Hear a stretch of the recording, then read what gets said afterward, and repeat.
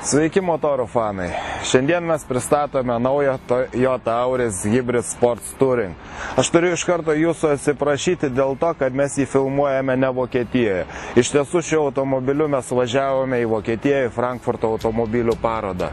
Na, bet dėl įtempto grafiko labai daug darbo Vokietijoje mes turėjome grįžti paryčių į Lietuvą ir šis automobilis už kelių valandų turi būti atiduotas atstovybei. Taigi, Toyota Auris Sports Touring Hybrid yra gruodžio mėnesį pristatyto įprasto Toyota Auris hatchbacko universalo versija. Už įprastą hatchbacką jis yra 30 cm ilgesnis, na ir pasižymi kitomis labiau praktiškomis savybėmis. Na ir kaip ir kiekvieno universalo, taip ir Toyota Auris didžiausias privalumas yra bagažinė. Šiuo atveju jį tiesiog milžiniška. Į ją galima sutalpinti iki 1680 litrų daiktų. Tai yra 10 litrų daugiau negu 5 serijos BMW, kuris yra 2 klasėm didesnis. Ir tiek pat, kiek į Audi A6 Avant universalą. Na, o galinės sėdynės galima nulenkti patraukus už rankenėlių. Tokiu būdu ilgį mes gauname beveik 1,90 cm. Tai čia gali įsitaisyti tikrai aukštas žmogus, jeigu nuspręstų gamtoje miegoti ne palapinėje, o automobilio bagažinėje. Ar tokia didelė bagažinė netrukdo galiniam keleiviam? Einam pasižiūrėti.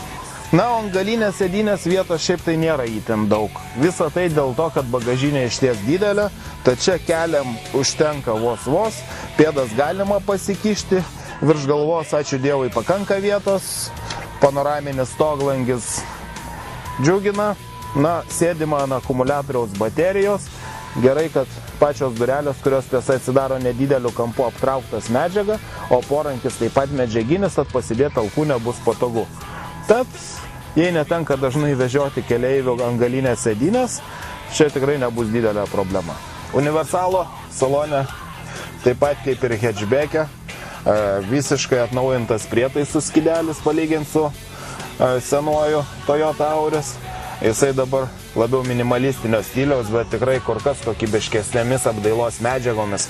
Plastikas čia minkštas paliesti.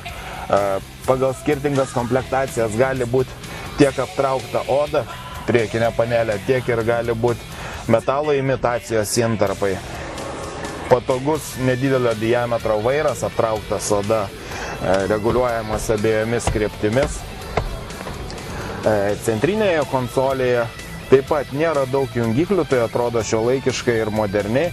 Na, o hibridinėje versijoje yra variatoriaus perjungimo svirtelė, tokia štai stilingas elementas.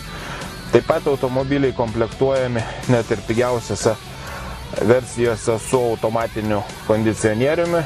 Šiame modelyje yra 2 zonų automatinis kondicionierius, kuris praverčia tiek vairuotojui, tiek ir keleiviui. Taip pat hibridinėje versijoje yra Touch Plus Toyotos navigacinė sistema su lietimų jautriu ekranu, kuriame sumontuotos ir galinio vaizdo kameros. Taip pat čia yra 3 skirtingi režimai, galima kelis kilometrus nuvažiuoti vien tik elektriniu režimu, galima persijungti į ekonominį režimą, o taip pat jeigu reikia greitkelyje daugiau galios, galima įsijungti Power Mode. Yra statymo sistema, automatinė statymo sistema, yra USB ir garso grotuvo jungtis. Na ir iš esmės šis salonas tikrai atrodo labai moderniai, labai šiuolaikiškai, apdailos medžiagos tikrai kokybiškos, bet prie vairo tikrai malonu, o įsitaisyti galima patogiai, tad vairuoti bus tikrai šaunu.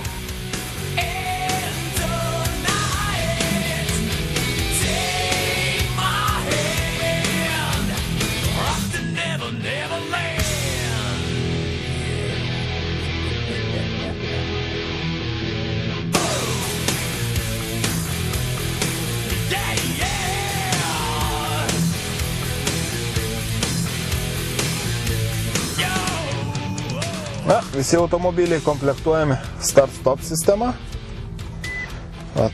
Užsidega.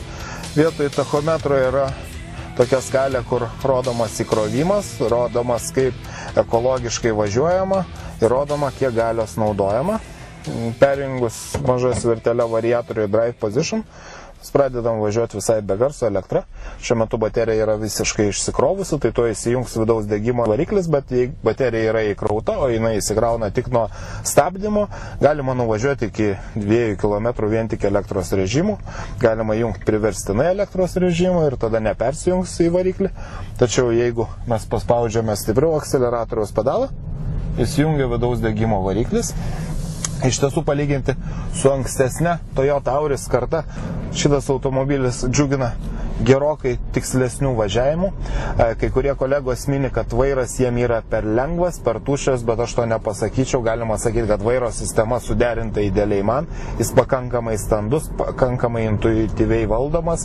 Pavyzdžiui, važiuojant Vokietijos greitkeliu, kur yra susiaurėjimas ir iš tiesų labai nedideli tarpai tarp mašinų, galima drąsiai važiuoti netgi ir šalia važiuojančios sunkiasvorio automobilio.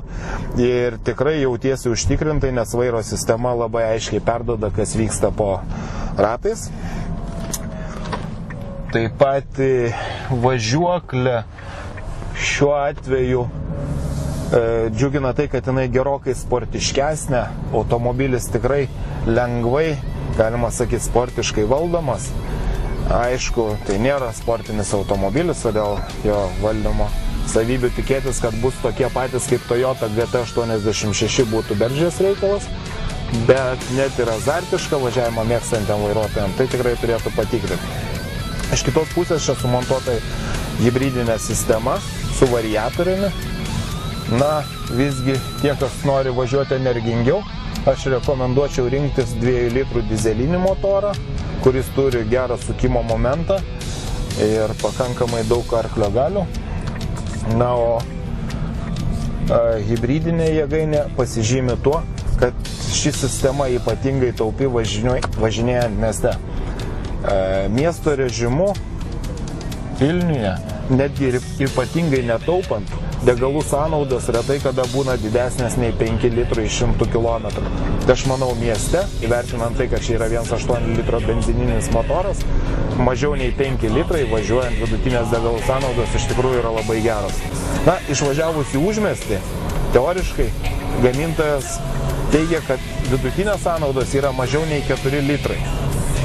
Iš tikrųjų, jas įmanoma pasiekti, bet reikia labai stipriai stengtis. Kuomet mes važiavome Vokietijos greitkeliais, o kartais greitis siekdavo net 200 km per valandą, jos siekia 6,9 litro. Na, iš ties įspūdingas rezultatas, įvertinant, kad 200 km per valandą, ten, kur greitis neribojamas, yra tikrai labai didelis greitis. Na, o važiuojant iki 100 km per valandą, jos vėlgi buvo mažiau nei 5 litrai, 4 litrai 90-osios, iš tikrųjų puikus rezultatas tokiam gana dideliam erdviam automobiliui. Taigi, po nuvažiuotų 4000 km galiu drąsiai pasakyti, šitas automobilis tikrai patogus kelionėje.